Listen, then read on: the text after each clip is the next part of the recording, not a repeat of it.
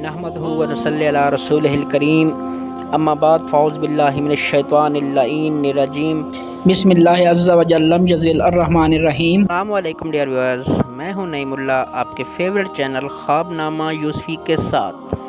Dear viewers, ख्वाबों की ताबीर जानने से पहले मैं आपको बता दूं कि ख्वाब की 3 अक़साम हैं। नंबर 1 ख्वाब नफ़सानी, दूसरी ख्वाब शैतानी और तीसरी ख्वाब रहमानी। ख्वाब नफ़सानी ऐसे ख्वाब होते हैं जिसमें इंसान अपने नफ्स के बारे में देखता है। मतलब कि अगर कोई किसी कारोबार में है तो अपने कारोबार की तरक्की को देखना, या अगर कोई किसी दफ्तर में काम करता है तो उस दफ्तर में अपनी प्रमोशन वगैरह देखना, ये ख्वाब नफ़सानी होते हैं और इनकी कोई भी ताबीर नहीं होती। ख्वाबों की दूसरी किस्म है ख्वाब शैतानी। ख्वाब शैतानी ऐसे ख्वाब होते हैं जो शैतान की तरफ से होते हैं और इनका मकसद सिर्फ़ और सिर्फ इंसान को डराना होता है। इन ख्वाबों की कोई ताबीर नहीं होती। ख्वाबों की तीसरी किस्म है ख्वाब रहमानी। ख्वाब रहमानी ऐसे ख्वाब होते हैं जो अल्लाह ताला की तरफ से इंसान के लिए आने वाले वक्त की एक निशानी होते हैं और इन्हीं ख्वाबों की ताबीर होती है। बाकी मज़कूरा बाला 2 ख्वाबों की कोई ताबीरें नहीं होती। मेरी अपने नाज़रीन से एक गुजारिश है कि अगर मेरी वीडियोस आपको अच्छी लगें तो लाइक करें, शेयर करें, और अगर अभी तक आपने हमारा चैनल ख्वाबनामा यूसुफ़ी सब्सक्राइब नहीं किया तो काइंडली सब्सक्राइब कर दें और घंटी के निशान को दबा दें ताकि हमारी आने वाली तमाम वीडियोस का नोटिफिकेशन आपको बर वक्त मिलता है। तो आइए नाजरीन, चलते हैं अपने ख्वाब की तरफ। ख्वाब में मस्जिद देखना। हज़रत इब्न सीरीन रहमतुल्लाह अलैह ने फरमाया है कि आबाद मस्जिद आलिम मर्द है जिसके पास सलाह के लिए बहुत लोग आते हैं। अगर कोई शख्स देखे कि उसने मस्जिद बनाई है, दलील है कि मुसलमानों के लिए खैर और नेकी करेगा और उससे उसको अजर और सवाब हासिल होगा, या किसी कौम को अपने काम पर जमा करेगा, या किसी कौम को दीन इस्लाम और शरीयत पर कायम रखेगा। हज़रत जाबिर मग़रिबी रहमतुल्लाह अलैह ने फरमाया है कि ख्वाब में मस्जिद की बुनियाद रखना औरत करना है। अगर कोई शख्स देखे कि उसने मस्जिद की बुनियाद रखी है और बुनियाद पूरी की है तो दलील है कि हलाल औरत करेगा और वो औरत दीनदार और पारसा होगी।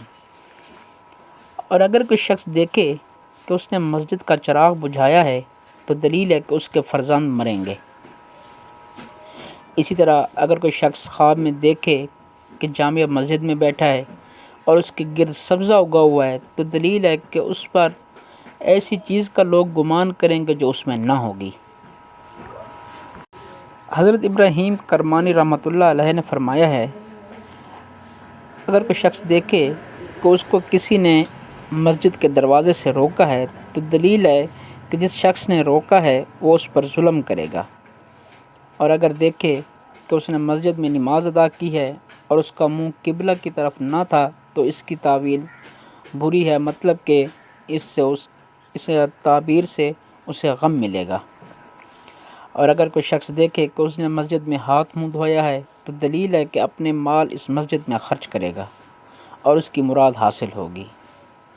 और अगर कोई शख्स ख्वाब में देखे कि मस्जिद वीरान हुई है तो दलील है कि कोई आलिम मर जाएगा। हज़रत इस्माईल अश्त रहमतुल्लाह अलैह ने फरमाया है कि ख्वाब में मस्जिद का बनाना ख्वाहिश है और गुमराह लोगों का जमा करना और फिर उनको इस्लाह पर लाना है और दुश्मनों को गीबत करना है। अगर कोई शख्स देखे कोई जगह जो उसकी अपनी ख़रीदी हुई थी या उसकी अपनी मलकियत में थी और वो मस्जिद में तब्दील हो गई है तो दलील है कि दीन में शर्फ़ और बुज़ुर्गी पाएगा और आवाम को हक़ ताला की तरफ दावत देगा।